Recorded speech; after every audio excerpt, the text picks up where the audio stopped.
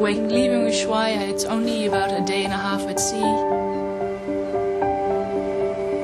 The next morning the guests wake up and they're in Antarctica. It feels every time like you're going somewhere special.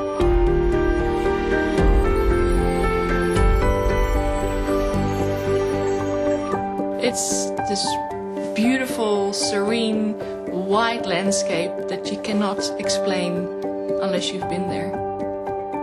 Waking up that morning and seeing that for the first time it's incredible.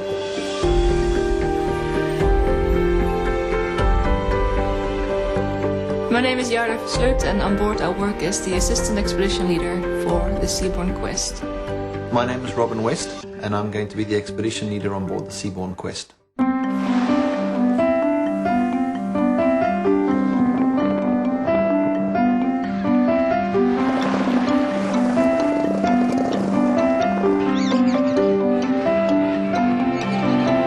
The expedition team on board the Seabourn ship consists of about 14 staff in total. We will carry guys who specialise in ornithology, geology, glaciologists.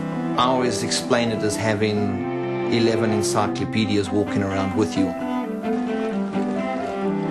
Our ornithologists will talk about the birds that we're seeing while we're going through the Drake Passage. Then once we get closer down to Antarctica, depending where we are, we might have the historians on to talk about early explorers down in Antarctica. And the historian will tell us all about the Shackleton epic adventure, and when we get to Grytviken you'll actually visit his grave where Shackleton was buried. There is always a continuous shuttle from the shore side to the ship with the Zodiacs. It's all about also the guest mentality, about how much they would like to do. The great thing is in Antarctica, when you come ashore, you can go 20 meters, sit down, and everything's right there in front of you. The great thing about Antarctica is that the wildlife is guaranteed. Killer whales, humpback whales, minke whales. Seabourn's doing 4 trips down there, so each trip will be slightly different in terms of what you see. The crab-eater seal, Weddell seal, leopard seal, it's fantastic.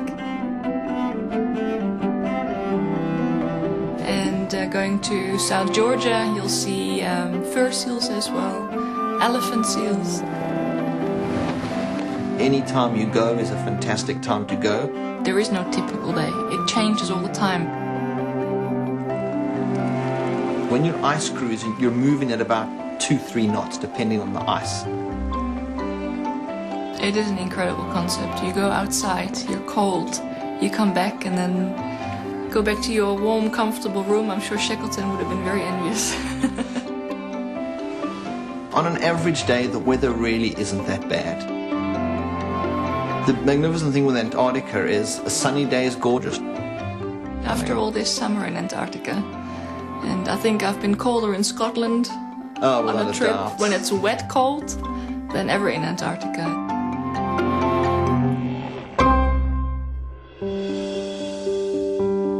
One of the stops we're going to be making is in Port Stanley.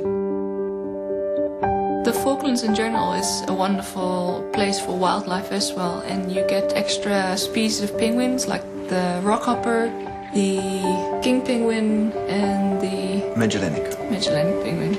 The island itself is gorgeous.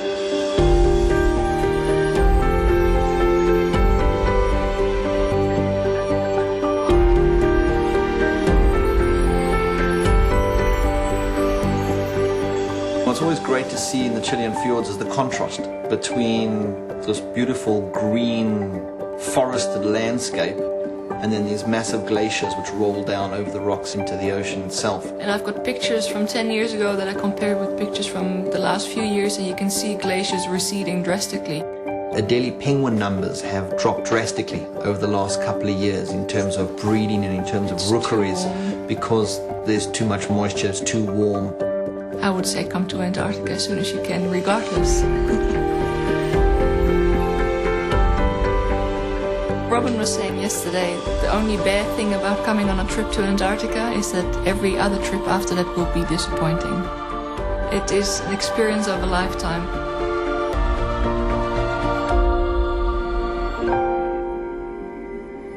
It's incredible to be out on glaciers, see penguins, see whales, and then in the evening come back, glass of champagne, dress, and enjoy the luxuries of the ship.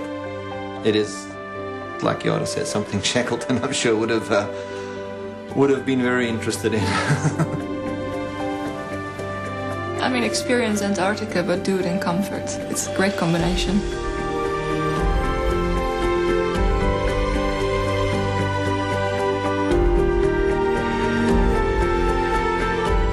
You get there in the morning, you sail away, you feel like you're the only person in Antarctica. It's just incredible. It's a wonderful place. It really is.